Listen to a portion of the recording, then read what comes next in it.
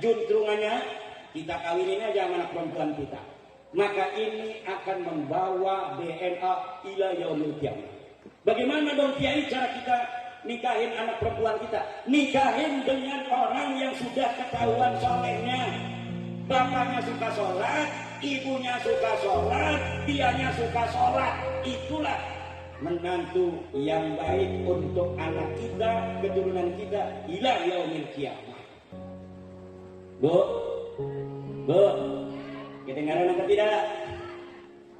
Maka zaman sekarang ini zaman ilmu pengetahuan, tidak bisa orang mengaku-ngaku keturunan Brawijaya. Kalau dia di tes DNA ngakunya keturunan Brawijaya, pas hasil haplogrupnya bukan O, maka dia bukan keturunan Brawijaya. Kalau dia ngaku-ngaku keturunan Rasul, keturunan orang Arab Rasul itu, tapi haplogrupnya bukan haplogrup J1, maka dia bukan keturunan Nabi. Karena syarat keturunan Nabi yang pertama adalah dia harus keturunan orang Arab. Orang Arab itu haplogrupnya J1. Bagaimana dia ngaku keturunan Rasul kalau haplogrupnya bukan orang Arab acan? Nah, DNA Nabi kemana? DNA dia kemana? Orang ngaku zaman sekarang sebagai keturunan siapapun bisa untuk dibuktikan dengan dua hal. Pertama, silsilahnya harus sesuai dengan al-kutubul mu'tabarah fi kulli jailin, harus sesuai dengan kitab-kitab mu'tabarah fi ilmin nasabi fi kulli jailin, dalam setiap generasi.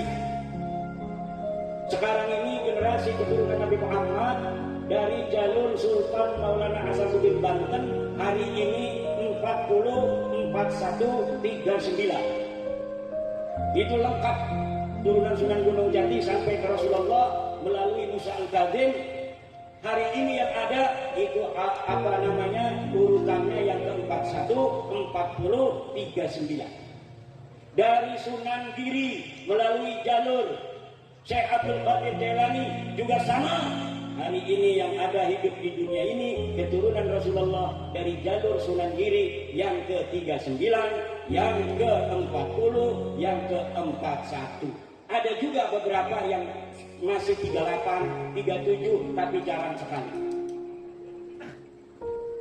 Kalau sudah kita ketemu susunan nasabnya, misalnya 40 susunan nasab sampai Rasulullah, kita teliti dari mulai Rasulullah. Rasulullah benar tidak punya anak namanya Fatimah. Oh betul, karena Rasulullah bersabda dalam hadis, "Lau anna Fatimah binta Muhammadin sarafat laqata'tu yadaha." Ada lafaz binta Muhammad. "Lau kanat Fatimatu binta Muhammadin, lau anna Fatimah binta Muhammadin sarafat." Ada dalilnya. Betul enggak Sayyidatuna Fatimah punya anak namanya Sayyidina Husain? Ada di dalam hadis-hadis. Betul tidak Sayyidina Husain punya anak namanya Ali Zainal Abidin? Ada di dalam hadis Tirmidzi. Betul enggak Ali Zainal Abidin punya anak namanya Muhammad Al-Baqir? Ada di dalam Sunan Tirmidzi, belum butuh kitab nasab. Betul enggak Muhammad Al-Baqir ini punya anak namanya Ja'far Shadiq? Ada di dalam kitab-kitab hadis. Ja'far Shadiq punya anak Ali Al-Quraidi, masih di kitab hadis masih ada. Ali Al-Quraidi punya anak namanya Muhammad An-Naqid, ini membutuhkan kitab nasab. Kita lihat Ali Al-Quraidi ini tahun berapa dia hidup? Oh, ini dia hidup abad ketiga. Maka harus dicari kitab-kitab nasab yang ditulis pada abad ketiga. Kita lihat betul tidak Muhammad An-Naqid punya anak namanya Ali Al-Quraidi. Ja'far Shadiq punya anak namanya Ali Al-Quraidi. Ali Al-Quraidi punya anak namanya Muhammad An-Naqid. Kita lihat di kitab abad itu. Kemudian Muhammad An-Naqid punya anak namanya Isa Ar-Rumi. Kita lihat di kitab yang menerangkan tentang itu yang ada pada zamannya Isa Ar-Rumi itu hidup. Isa Ar-Rumi punya anak namanya Ahmad bin Isa. Ahmad bin Isa itu wafat 345 Hijriah, abad keempat Hijriah. Kita lihat di dalam kitab Silsilatul Alawiyah, kita lihat di abad kelima kitab Al-Ubaidili namanya Tahdibul Ansar.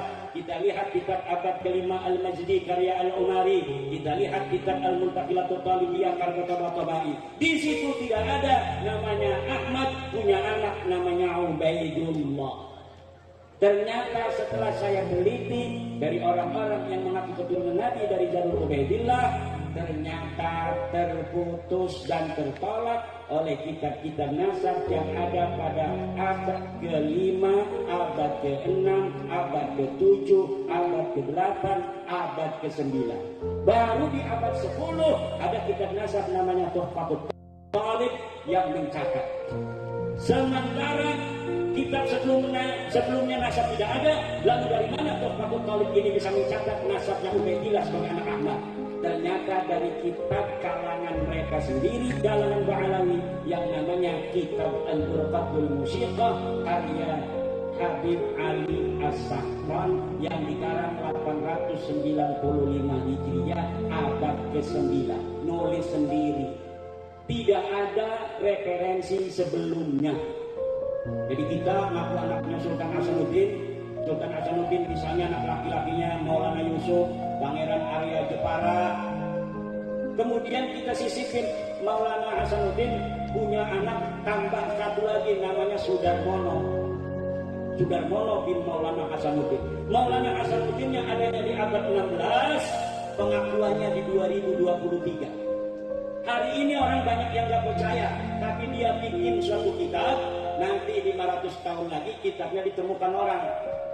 Ketika kitab ini 500 tahun lagi ditemukan orang, maka kitab ini jadi manuskrip, dianggap bahwa kitab ini benar.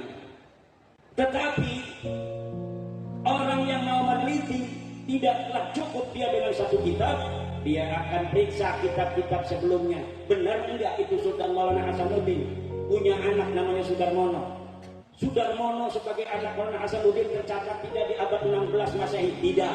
Tercatat tidak di abad 17, tidak. Abad 18, tidak. Abad 19, tidak. Abad 20, tidak. Abad 21, 2023 baru ada anaknya Sultan Maulana Hasanuddin namanya Sudarmono. Ini jelas nasabnya nasabun munqati'un, nasabun mardudun, nasabun batilun, nasabun muntahalun.